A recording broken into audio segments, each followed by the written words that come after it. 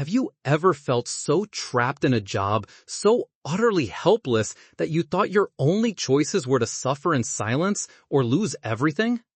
That's exactly how I felt for over a year, stuck under the thumb of a boss who knew the economy was crumbling and decided it was his golden ticket to exploit every single one of us. This isn't just a story about a bad manager. It's about a man named Arthur Thorne who weaponized our fear and desperation, pushing us to the brink until one day something snapped inside me. What happened next not only shocked him, but changed everything for me and my coworkers. I thought I'd seen it all when it came to difficult workplaces. I'd weathered a few storms, sure, but nothing, and I mean nothing, prepared me for Arthur Thorne.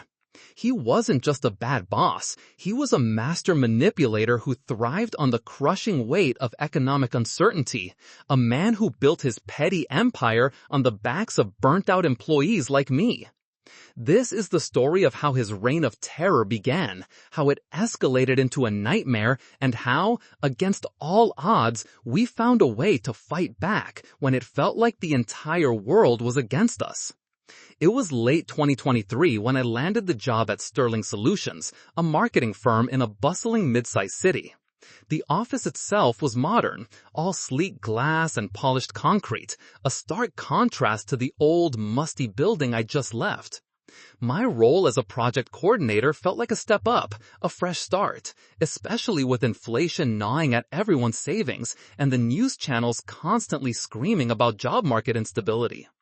I remember walking in on my first day, the scent of fresh coffee lingering in the air, a hopeful flutter in my stomach.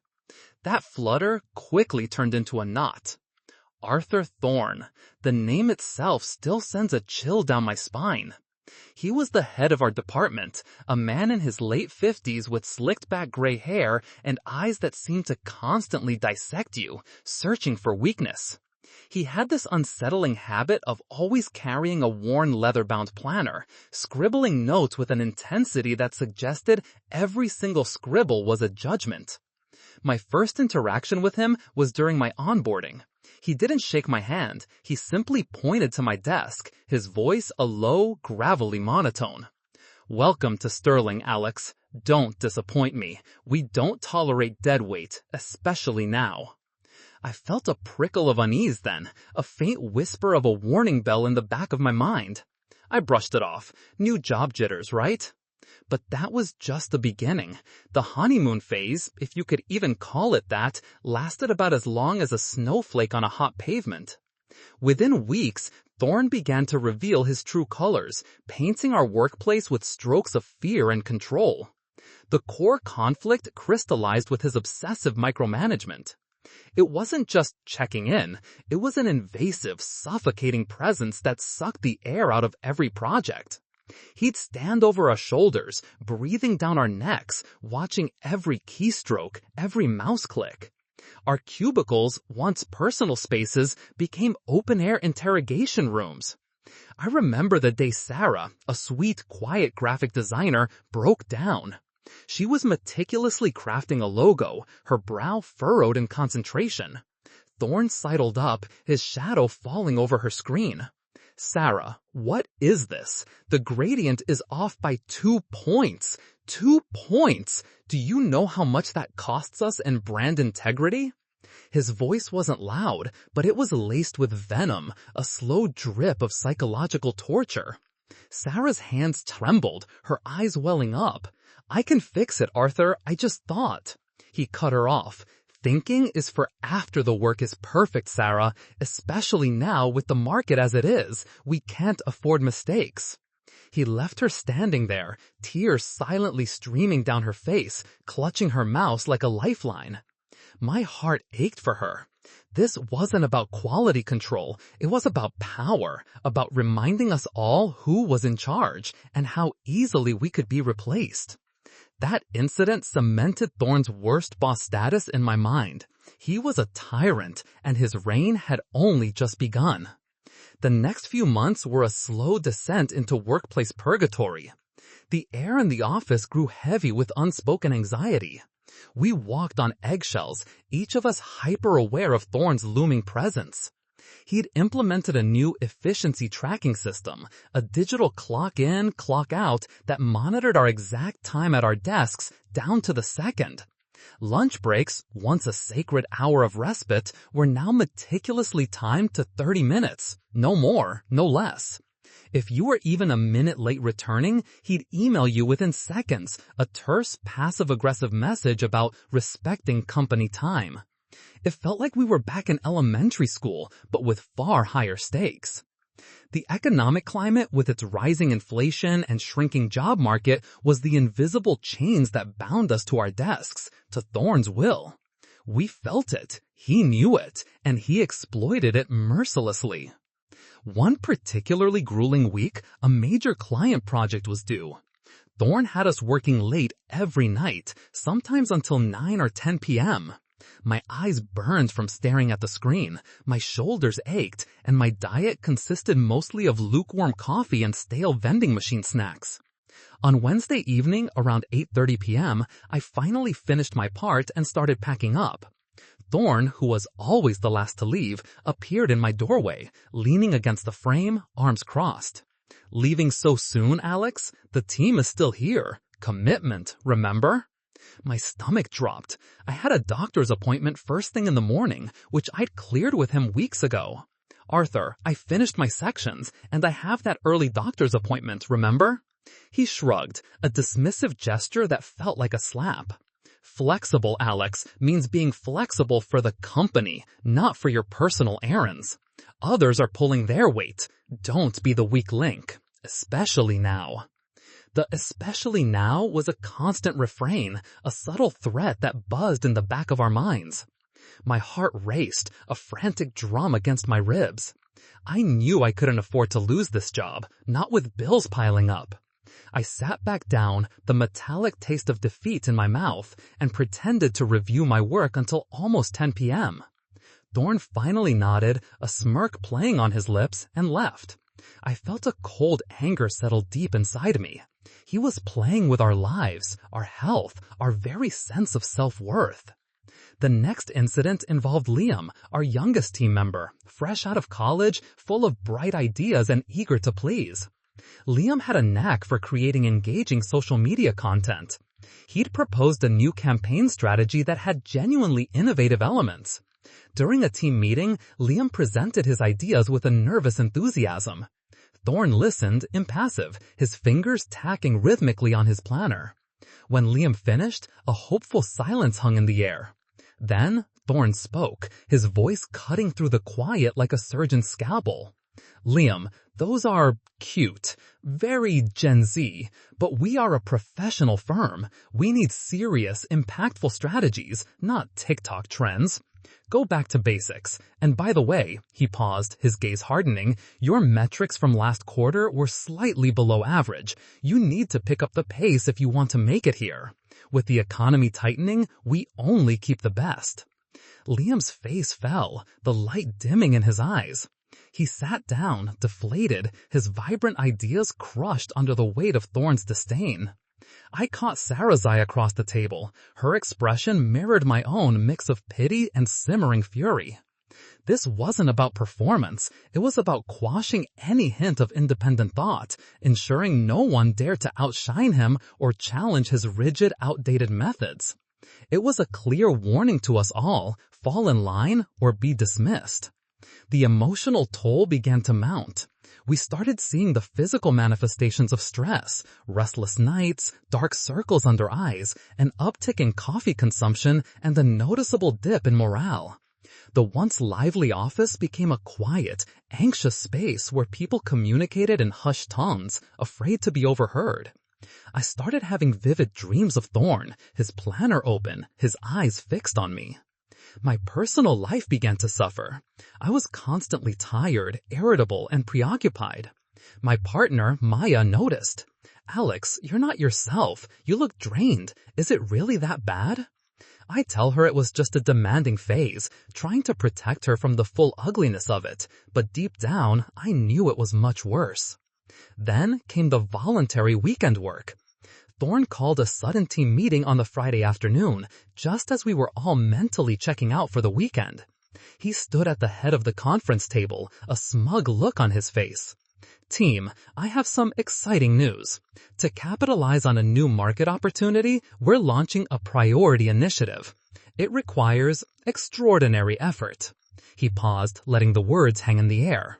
Starting this weekend, we'll need everyone in for Saturday and Sunday, full days. It's an optional initiative, of course, but those who opt in will be demonstrating their commitment to Sterling's future and their own, especially now with the company looking to streamline. The subtext was clear: volunteer or risk your job. My stomach tightened. My sister was visiting, and we had plans, but the threat of unemployment, of falling behind on rent, loomed large. Looking around, I saw resigned nods, defeated expressions. No one dared to speak up. We all volunteered. Replaceable? Maybe. But so are you, Arthur. More so, in fact. Because unlike you, I treat people with respect. Unlike you, I don't use economic hardship as a cudgel to beat my employees into submission. And unlike you, I believe in integrity. My voice gained strength with each word. I pointed to the empty chairs. Liam and Sarah weren't streamlined, Arthur. They were victims of your tyranny, fired to make room for your cronies, and because you wanted to send a message, don't cross me. Well, your message was received, and now I'm sending one back. My colleagues looked at me, a mix of terror and awe in their eyes. Greg looked absolutely stunned, his mouth agape. Thorne, however, was rapidly regaining his composure, his face darkening with a dangerous fury. You are making a grave mistake, Alex, a career-ending mistake. I will have you escorted out immediately, and you can forget any severance. He reached for his phone, his hand trembling slightly. Go right ahead, I said, holding his gaze, because before I walk out of here, I'm going to make sure everyone knows exactly what kind of person you are. This isn't just about me or Liam or Sarah. This is about everyone you've exploited, everyone you've threatened, everyone you've crushed. You thrive on fear, Arthur. You assume that because jobs are scarce, we're all too desperate to speak up. But you underestimated us. I took a deep breath. You think I haven't been documenting your abusive emails, your impossible demands, your targeted harassment, your voluntary weekend work? Every single minute? You think nobody else has either? Thorne froze, his hand hovering over his phone. A flicker of genuine fear across his face, quickly replaced by bluster. Documentation? What nonsense are you talking about? This is insubordination. I'll call HR right now. Too late, Arthur, I stated calmly, pulling out my own phone. I already did, last week, and they listened very carefully to everything I had to say. They're very interested in your efficiency tracking system, your 2 a.m. emails, your selective restructuring, and the reasons why 2 highly competent employees were dismissed without cause, just as I was asked to take on double the workload without pay. They're also very interested in the confidential client data you asked Liam to accidentally delete from an old project file last month, the one that supposedly never existed because you didn't want to admit it failed. That last point hit him like a lightning bolt. His face went ashen, all the color draining from it. His eyes darted around the room, then back to me, wide with panic. The deletion of that old project data, a minor but ethically murky act Thorne had pushed Liam into, was something he believed no one else knew about. It was the perfect leverage. What are you talking about? He stammered, his voice losing its authoritative edge, replaced by a desperate croak. There was no such project. You're making things up. Am I? I asked, a small triumphant smile touching my lips. Liam thought it was strange too. He mentioned it to me just in passing before he was let go. And guess what? I advised him to keep a backup. A little insurance policy, just in case. I held up my phone, not to show him anything, but to signify that I had it. The bluff, or truth, didn't matter as much as the implication. The look on his face told me he believed it. He knew he was caught. He knew the paper trail, however thin, could unravel his entire carefully constructed facade. The room was absolutely silent. My colleagues, previously paralyzed by fear, now watched with wide-eyed fascination. A glimmer of hope, a spark of defiance ignited in their eyes. Thorne, the all-powerful tyrant, looked utterly deflated, his shoulders slumping, his face pale and clammy. His breath hitched. He wasn't just shocked, he was broken. He had underestimated the power of collective frustration, the breaking point of human resilience. He thought he had us trapped, but he had merely cornered us, and the cornered animal will fight back. I turned to my stunned colleagues. You don't have to put up with this. None of us do. This job isn't worth our health, our dignity, or our peace of mind. There are always other options. Even now, especially now, we deserve better. I picked up my bag. Arthur, my resignation is effective immediately. You can send my last paycheck to my home address. And you might want to call HR back and start explaining yourself, because I'm pretty sure they're going to have a lot of questions about your management practices, starting with why your restructuring conveniently fired the only two people who raised concerns about your new client acquisition strategy. Good luck with that market adaptation task force.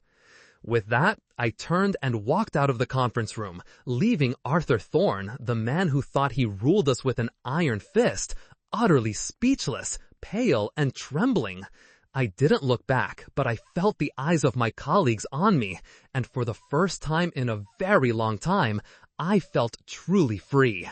The air outside the office, though still the same city air, smelled sweeter, cleaner. My heart, once a frantic drum, now beat with a steady, powerful rhythm. I had stood up, not just for myself, but for everyone, and it was the most liberating feeling in the world. The aftermath was swifter than I could have imagined. Word travels fast in the corporate world, especially when it involves a public confrontation and an HR investigation. Other employees, emboldened by my actions and the revelation that Thorne's abuses were being investigated, began to come forward. The dam broke. Stories of micromanagement, unrealistic demands, abusive language, and the constant fear-mongering poured out. The market adaptation task force crumbled before it even began. Within a week, Arthur Thorne was out of Sterling Solutions, not just demoted or transferred, but gone. HR cited a pattern of documented unprofessional conduct and ethical breaches, which I later found out included the accidental deletion of the old project files. The relief that swept through the office was palpable. It was like a thick, oppressive fog had lifted, revealing the sunshine again. Sarah and Liam were offered their jobs back with apologies and new contracts that included better protections. They both accepted, and the first thing Sarah did was hug me tight, tears of gratitude in her eyes. "You saved us, Alex," she whispered. "You really did." What I learned from this agonizing experience is invaluable. No job, no paycheck, no economic climate, no matter how dire, is worth sacrificing your dignity, your mental health, or your self-respect.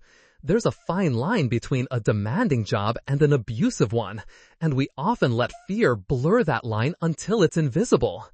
Arthur Thorne capitalized on our collective insecurity, the widespread fear of losing a job when inflation was high and opportunities were scarce. He believed he had all the power, that we were cogs in his machine, easily replaceable. But what he didn't count on was the human spirit, the breaking point, and the quiet strength that can emerge when people decide enough is truly enough.